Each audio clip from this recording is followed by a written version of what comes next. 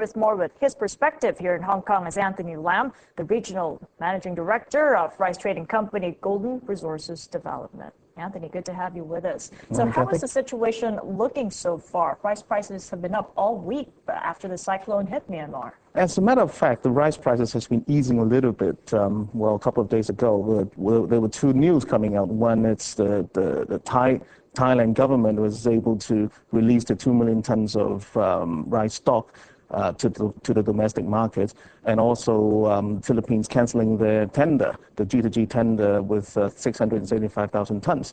And then the Burma cyclone situation comes up. So now we're expecting the price to go up again. So how much higher then? I mean, given what we know of the damage to the paddy fields, to the rice paddies in Myanmar, how much can rice prices go up?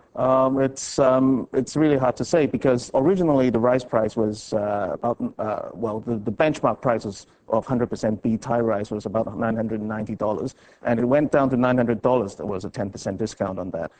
So we expect at least it reach $1,000 after the Burma prices. $1,000. Yes, so do you see that continuing well into the second half of the year? Is this just temporary because of the Myanmar cyclone? I don't think it's temporary, because it is quite balanced. The demand and supply is quite balanced out, and the two big buyers in the world, Iran and Indonesia, they still haven't started buying yet. And of course, the second crop is coming up, and Burma is especially worse hit, because all the harvested rice crop is being stored in the warehouse, and now the warehouses have the problems with being affected by the cyclone. So safe to say they can't export rice this year. They were planning to export about 400,000 tons, mainly to South Asia, Sri Lanka, Bangladesh, and if they cannot export this 400,000 tons, Bangladesh and Sri Lanka has to import from Vietnam or Thailand, and that's why it's. Can Vietnam and Thailand provide? Yes. They do have rice. As I said, demand and supply is pretty balanced. It's just the price, whether they can afford the price. Bangladesh, whether they can afford paying the price that Thailand and Vietnam is asking. But if Myanmar can't export, is it supposed to be importing rice? I mean, they're a self-sufficient nation, but because of the damage, will they be needing to import more rice, and where are they going to get the supplies from? Well, that is the question, because they have had 400,000 tons export prepared. So if it affects the 400,000 tons, they still don't need to import. They just have to stop export. So, but if the effects of the reports are still coming in, but the effect is worse than this 400,000 tons, then they will have to be a net importer, and that will seriously affect the price of the rice globally. And where are they going to get the supply here? Is Vietnam and Thailand going to be producing for them and exporting rice to Myanmar? Yes, the Thailand is the biggest rice exporter with 9 million tons, and then it's Vietnam is with 4.5 million tons of export. Of course, Vietnam has reduced the targeted export quantity from 4.5 million tons to 4 million tons to curb the domestic inflation. But of course, there's another big player in the world, is China. They've got a lot of rice, they produce a lot of rice, but they're not exporting. I mean, they exported about 1 million ton last year, and COFCO in China has promised the world to actually keep on exporting this year as well, but they haven't. The quota hasn't come out yet. So how does this affect you as a rice trading company? Because I understand that you pretty much import the Thai jasmine, sort of a variety of rice. Well, globally, like Hong Kong doesn't miss the global rice price, but all the rice price is heading up, including the jasmine rice. Jasmine rice will have been quoted to reaching about $1,400 per ton. So, although jasmine rice is the highest quality rice from Thailand, with the rice price going up, it doesn't escape. So how are your stocks looking? I mean, are you stocked up for at least 15 days, the minimum that's set by the Hong Kong government? The minimum set by Hong Kong government is 15 days, but normally traders in Hong Kong keep a 30-day stock. But of course, this scenario was discussed in the World Rice Conference last year in November. Everybody knew it. Soft commodity prices were up. Wheat, maize, corn, they were all soybeans, they were all up last year, but rice was only up about 10-20% last year. And the world rice stock is low, so I think a lot of good traders has been stocking up. But can you stock up to 30 days, or do you think you'd fall at some point below 15 days? Is that a concern for you? There's no limit of the maximum days of stocking up. Like we are also exporting from Thailand, and there are warehouses. As long as you have warehouses, as long as you can pay for the interest, you can stock up. As long as the cyclone doesn't hit Hong Kong, you'd be in a good condition. Yes. All right. Well, thank you so much for joining us, Anthony. Do appreciate it. Thank you very much. Anthony Lam of Golden Resources. With more on the line from Washington, D.C. is Bob Cummings, USA Rice Federation Senior Vice President. So, Bob, what is the situation now in global supplies? We all get a more accurate assessment on Myanmar. Well, on global supplies, Kathy, really where we are is in an aggregate, not much different than we've been last year.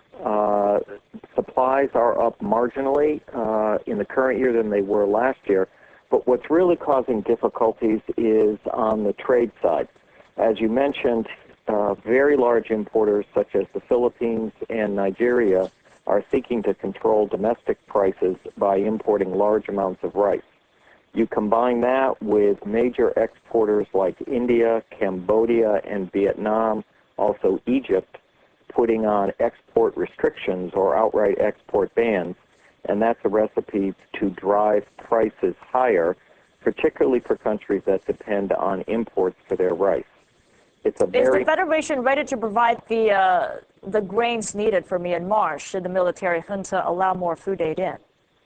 U.S. rice is always part of aid that comes from the United States as a whole. The U.S. is the largest donor of world food aid, and U.S. rice accounts for about 100,000 tons more or less every year. We fully expect that rice will continue to be part of U.S. food aid. We think it's a little premature to talk about Myanmar now because we are still trying to gather data, as I think everybody else is, about what's actually going on there.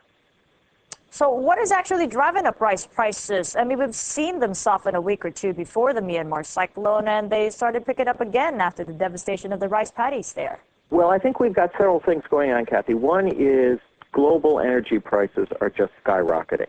At least in the United States, rice is a fairly energy-intensive commodity to produce relative to the other commodities, so costs for our growers are going up. Over the last several years, we've had incomes rising in Asia, and global rice consumption has been increasing. And, for example, in the last 30 years, per capita consumption in the world for rice has gone from 61 kgs up to 86. And production simply hasn't kept pace. And then when you tie that in with major exporting countries restricting their export supplies, that all feeds into upward price pressure on rice, and that's what's happening. That's what's happening right now. Plus, importing countries wanting to buy large amounts of rice very quickly is another factor that's driving up prices. Yeah, but there is one shipper that hasn't curbed exports this year, and that's Thailand, as you know. Reports say now that Thailand and its rival rice growers may actually bring back the coordinating body that they set up previously to head off this global food crisis. Are you in favor of this grouping? Well, I'd say also, Kathy, on that, you're right. Thailand has not to this point restricted exports, and neither has the United States.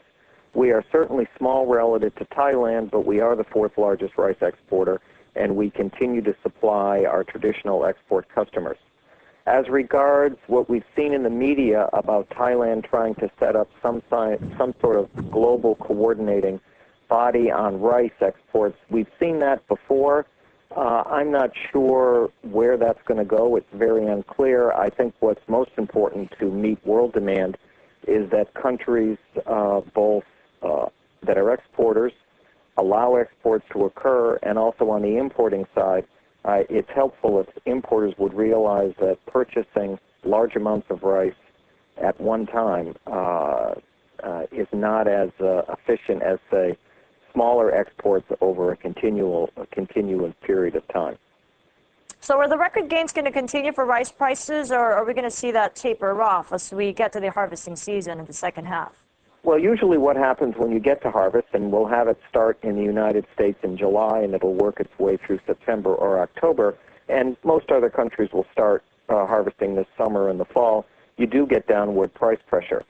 But I see no reason why that won't occur this year. Although I think it's important to note that if energy prices continue to stay high for the long term, if they don't moderate or come down, I think it is fair to say that that will be sustained price pressure on rice and other commodities, that while the prices may moderate, they may moderate only down to a higher level, a higher plateau.